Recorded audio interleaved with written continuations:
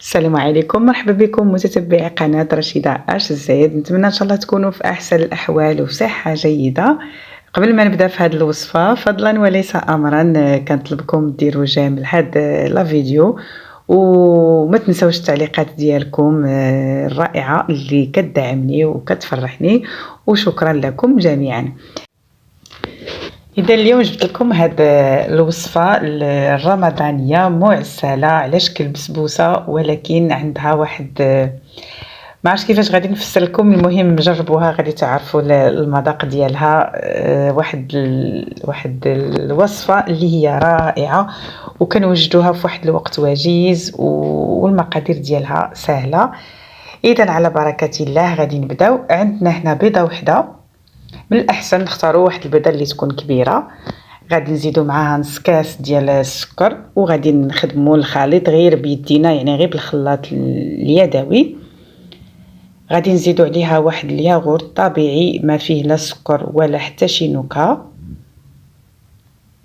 صافي غادي نخلطو مزيان. نضيفوا نص كاس ديال الزيت على شكل دفعات. دائما الزيت كنضيفوها بشويه بشويه باش كتدخل في الخليط مزيان وكتعطينا واحد النتيجه ممتازه. غادي نديروا واحد القبيصه ديال الملحه، واحد الكاس ديال الحليب عامر، نحكو واحد البرتقاله اولا ليمونه متوسطه، غادي نحكوها كامله، هي القشور ديالها بطبيعه الحال غير لو زيست. واخيرا عندي هنايا الطحين 250 غرام. انا هنايا خدمت غير بالفينو وحتى سميتو حتى ديك السميده الرقيقه حتى هي راه كتجي زوينه، يعني اللي كان عندكم موجود قدروا به. وواحد ساشيه ديال الخميره ديال الحلوه من وزن 8 غرام.